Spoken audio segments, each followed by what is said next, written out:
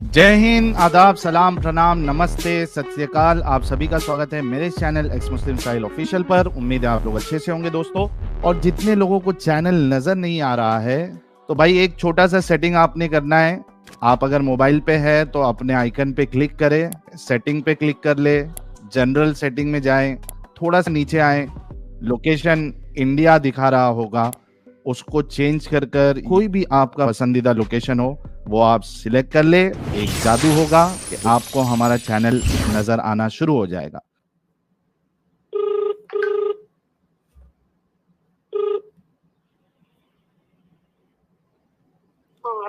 अस्सलाम वालेकुम। मुफ्ती रिजवान साहब बात कर रहे हैं? जी जी। खैरियत से है मुफ्ती साहब? बोलिए। अच्छा मुफ्ती साहब, आपका नंबर जो है, मेरे एक दोस्त है अब्दुल शकूर भाई, मैं मुंबई से बात कर रहा हूँ। जी बोलिए। तो अब्दुल शकूर भाई ने आपका नंबर दिया है। असल में मामला ये है मुफ्ती साहब कि हमारे मोहल्ले में कुछ लोग जो है वो मुर्तद हो गए हैं। तो हाँ तो वो क्या कर रहे हैं कि जो बाकी जो मुसलमान हैं उनको वो पकड़ हाँ। पकड़ के जो है कुरान और हदीस से बातें बता रहे हैं, और फिर मेरे को भी पकड़े। एक दो दोस्त मेरे ही है उसमें से। तो क्या नाम, क्या फिरका कौन सा है?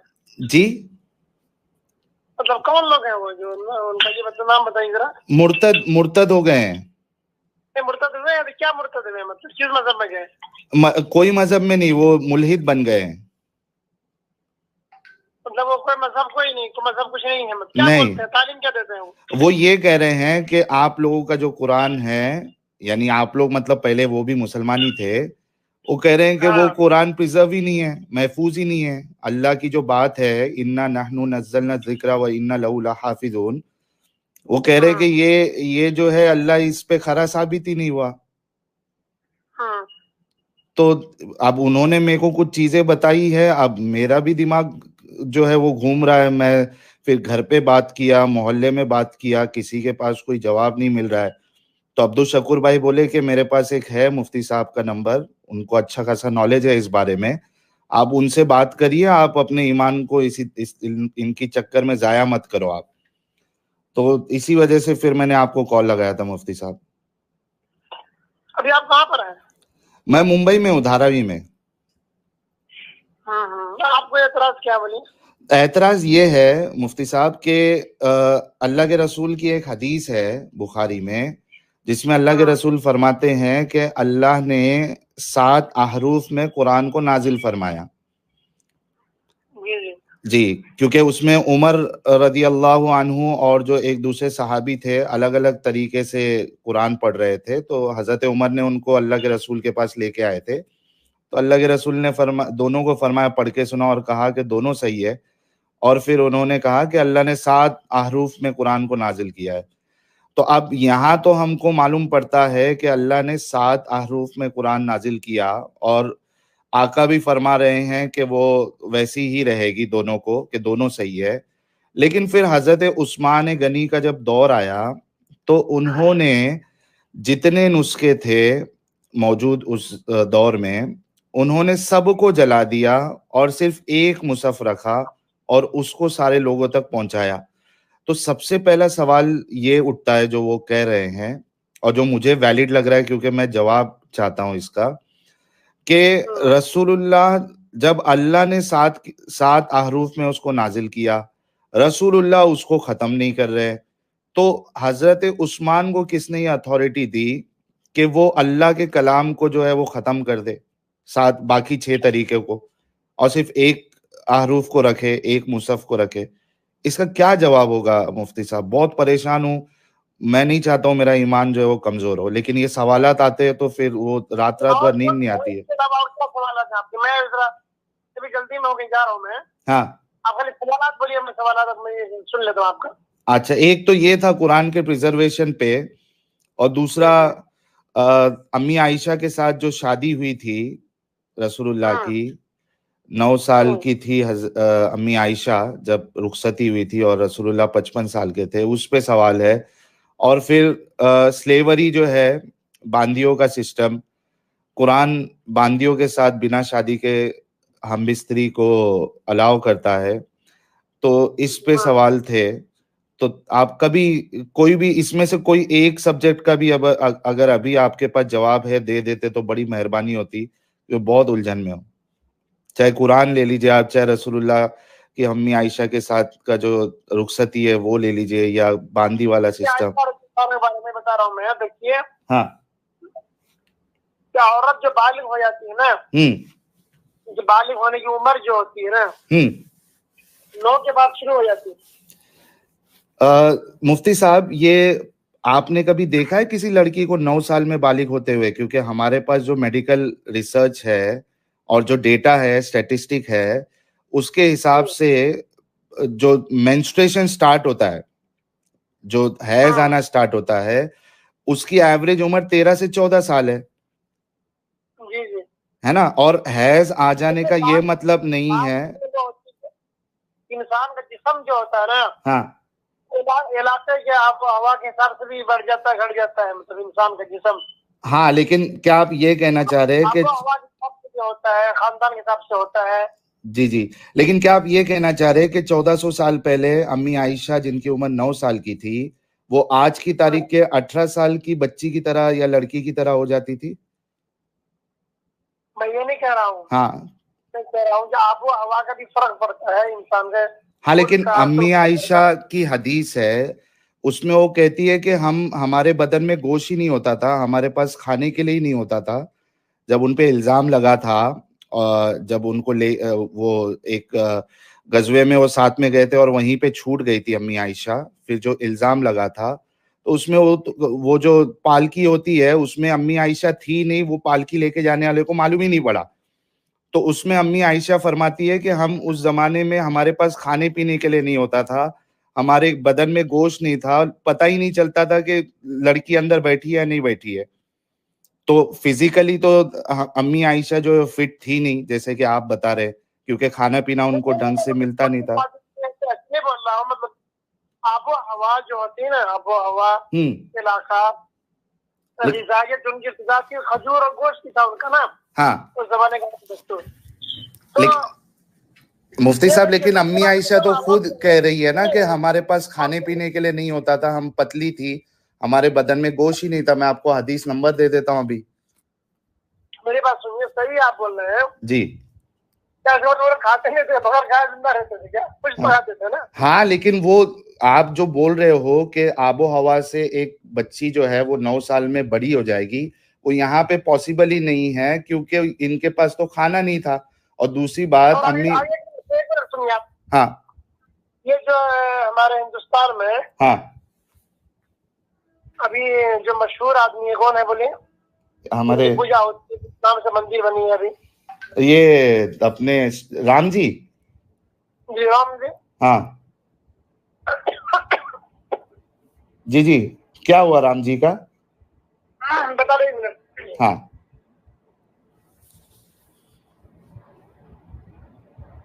राम जी के बारे में मालूम कीजिए आप। हाँ, हाँ, तो सीता से शादी हुई थी ना? हाँ, श्री राम की शादी किससे हुई थी? अब जितना हम इस देश में रहते हैं, इस मुल्क में रहते हैं, जो हमने सुना है वो सीता जी के साथ ही हुई थी। हाँ, हुई थी, लेकिन शादी की उम्र क्या थी? नहीं, मुझे नहीं पता, क्योंकि मैं थोड़ी ना हिंदू हूँ शेख।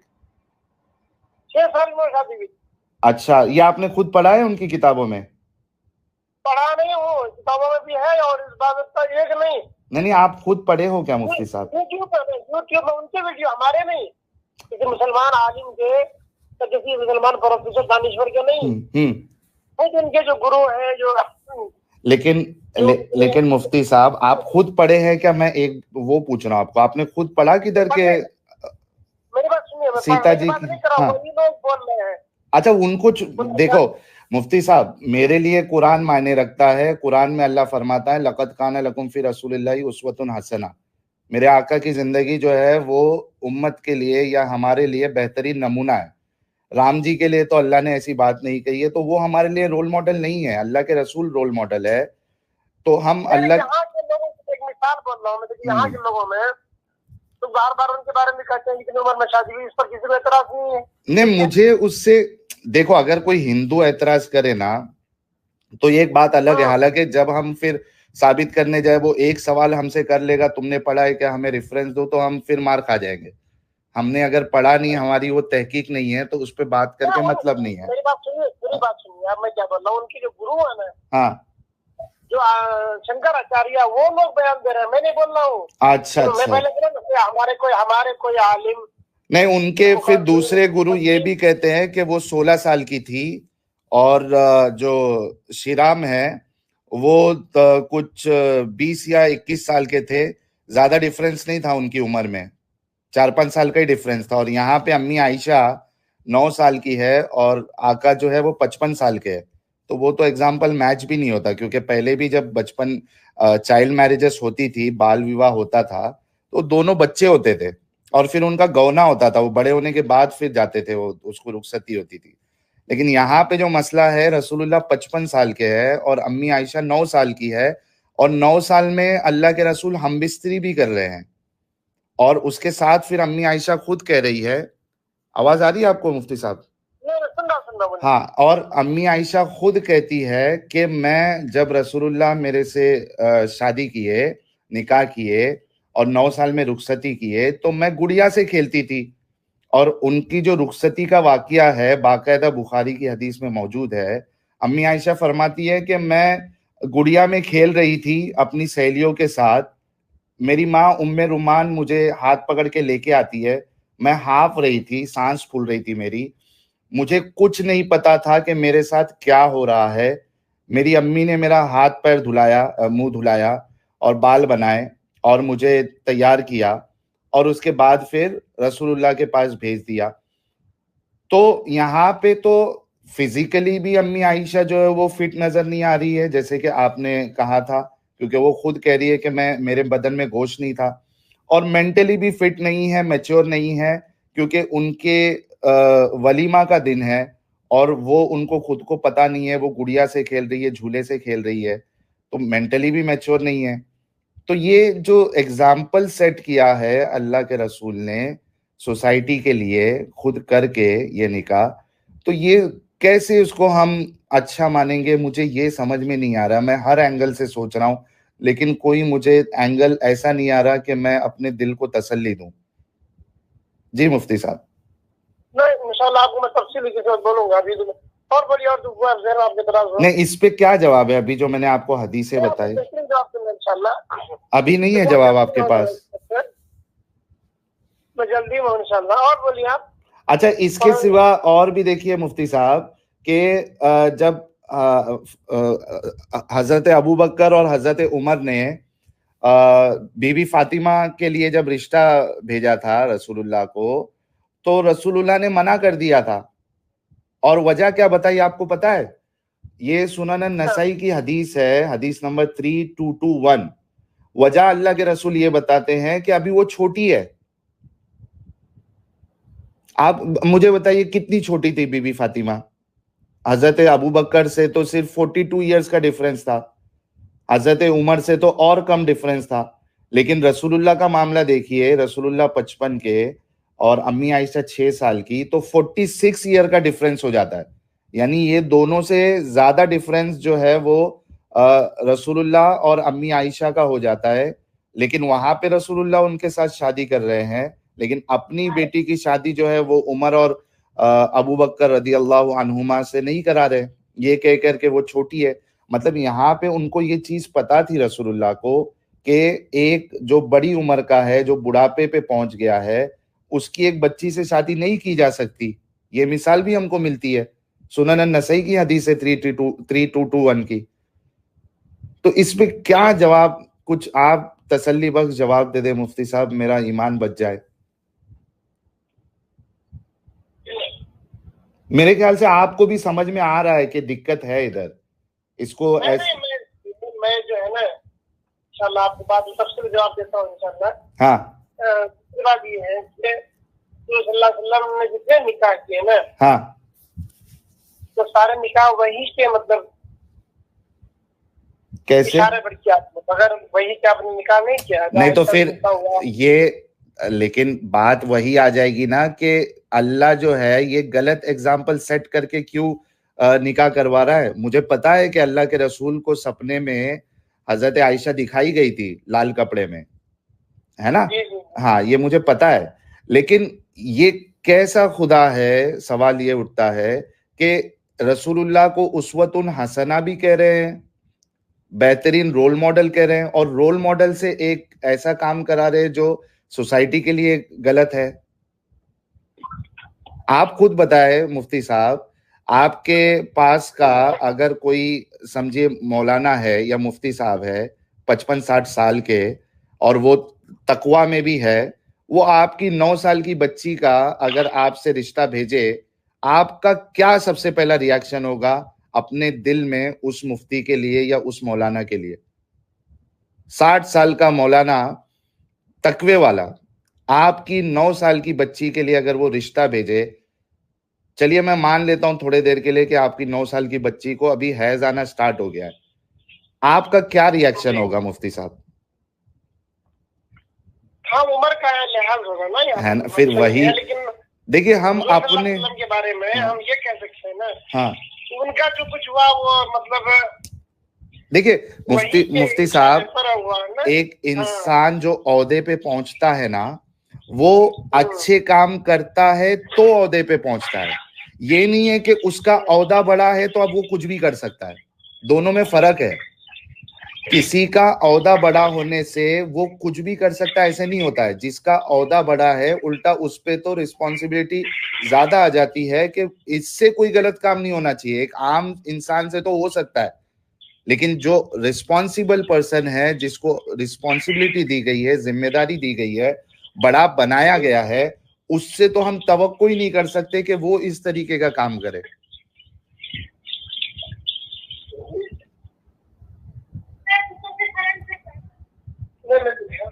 जी मुफ्ती साहब, आप सोचिएगा इस बारे में, क्योंकि देखिए मसला तो ये ऐसा है कि इसको दिफा नहीं किया जा सकता। मैं बहुत तहकीक किया इस मामले पे, मैंने हदीसें छान डाली, हमको कोई हदीस में नहीं मिलता है कि हजरत आयशा को हैज आ चुका था, या वो बड़ी हो चुकी थी, या वो हट्टी कट्टी हो चुकी थी, आज की 18 साल की लड़की के जैसी हो चुकी थी। किधर भी कोई दलील मौजूद नहीं है। दलील आपको यही मिलेगी कि वो छोटी बच्ची थी, जैसे 9 साल की बच्ची होती है, वो उसी तरीके से खेल रही थी जैसे कि एक 9 साल की बच्ची गुड़िया से खेलती है, झूले में खेलती है। उनकी उम्र, उनकी सोच भी वैसी थी जैसे एक बच्ची की होती है। एक 9 साल की बच्ची की अगर आप शादी करा दोगे आज, तो उसको ये पता नहीं होता है कि ये शादी हो रही है, मेरे साथ क्या हो रहा है। उसी तरीके से अम्मी आयशा को भी नहीं पता था। वो जैसे आज की 9 साल की बच्ची है। आपका नाम भूल गया। मेरा नाम साहिल है मुफ्ती साहब। साहिल? जी जी। क्या करते हैं आप? मैं जो है ना आईटी में काम करता हूँ, और मैंने बहुत तबलीग की है इस्लाम की, और मैंने तजवीद सीखा है। मैं 5 टाइम की नमाज में पढ़ता था। अभी जो है ना ये सारे अभी नहीं पढ़ रहे हैं आप? अरे मुफ्ती साहब, ये सब डाउट्स इतने आ रहे हैं, वो बार बार पकड़ के एक एक मसला थमा देते हैं। मैं आपको ईशा के बाद बात करता हूँ, अभी मसरूर में कहीं जा रहा हूँ मैं। अच्छा, तो इसका अभी जो मैंने बताया उस पे कोई मतलब क्या कहते हैं उसको, लॉजिकल जवाब भी आपके पास नहीं है, मंतकी जवाब भी नहीं है इस बारे में कि कैसे हम। मैं आपको इंशाल्लाह ईशा के बाद बात करता हूँ, ठीक है? मैं अच्छा, और भी कोई सवाल हो तो या आप मैसेज कर दीजिए मुझे। एक तो 3 चीज पे मैं आपसे बात करूंगा, 3 चीज पे। एक तो कुरान के प्रिजर्वेशन पे, दूसरा अम्मी आयशा का तो मैंने सारे दलीलें बता दिया है, आपके पास अभी उसका जवाब नहीं है। तीसरी चीज, बांदियों का सिस्टम। अल्लाह सूरह मोमिनून में सूरा नंबर 23 और आयत नंबर 5 और 6 में अल्लाह जो है वो अपनी बीवी और अपनी लौंडी के साथ हम बिस्तरी करने को अल्लाह सुब्हानहू व तआला अलाउ करते हैं, ठीक है? तो और रसूलुल्लाह ने भी बांदी बनाई, सहाबा ने भी बांदी बनाई, उनके साथ सेक्स किया, उनको मार्केट में बेचा भी। तो बांदी के बाद उसके बाद आजादी का जो माहौल रखा ना, हाँ, ऐसा माहौल तो कहीं नहीं हुआ ना, फिर आजादी का उसने दिया ना। हाँ, नहीं, आजाद करो, बांदी आजाद करो, कितना हजारों, लेकिन आप इस चीज को मानते हैं कि कुरान आपको बांदी के साथ बिना शादी के सेक्स करने को अलाउ करता है? आप इस चीज को मानते हैं मुफ्ती साहब? हाँ, मानते हैं इसको। ये मैं ईशा के बाद इंशाल्लाह बात करूंगा। अच्छा, कितने बजे आपके वहाँ पे ईशा होती है? कहाँ, तमिलनाडु में आप, बैंगलोर में? मैं बेंगलोर में रहता हूँ। अच्छा, बैंगलोर में कितने बजे की है ईशा वहाँ? 8:30 के 9 के बाद फोन की बात की। अच्छा चलिए, मैं आपको 9 के बाद ही कॉल करूंगा इंशाल्लाह। आप जरा इस मसले पे तहकीक करके रखिए और ये 3 मसले पे मैं आपसे बात करूंगा। ठीक है। चलिए, जज़ाकल्लाह खैरन मुफ्ती साहब, बहुत अच्छा लगा आपसे बात करके। मुफ्ती स्पीचलेस हो गया भाई, स्पीचलेस।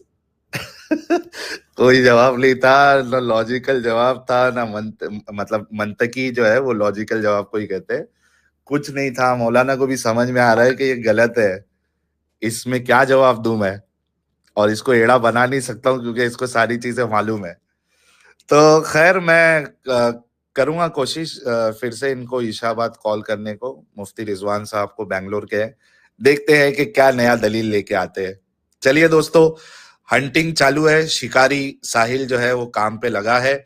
आप सभी लोगों से गुजारिश है कि वीडियो को आप लोग ज्यादा से ज्यादा शेयर करें, मोमिनों के साथ शेयर करें, क्योंकि इसमें कोई भी गुस्ताखी जैसी चीज नहीं है। मैं बड़े प्यार से, बड़े एहतराम से इनके उलमा से बात कर रहा हूं, ताकि ये मोमिनों को ये एतराज ना रहे कि भाई आप आम आवाम से बात करते हैं। इनके उलमा, इनके मुफ्ती, इनके मौलाना, इनके हाफिज, इनके कारी, इन लोगों से मैं बात कर रहा हूं। तो आप लोग दिल खोल के शेयर करिए और सपोर्ट मुझे करते जाइए, जैसे कि आप लोग पहले से करते आ रहे हैं। सबसे बड़ा सपोर्ट ये है कि आप ज्यादा से ज्यादा वीडियो को मेरी शेयर करें। Thank you so much. जय हिंद, वंदे मातरम। खत्म, bye bye, tata, goodbye, गया।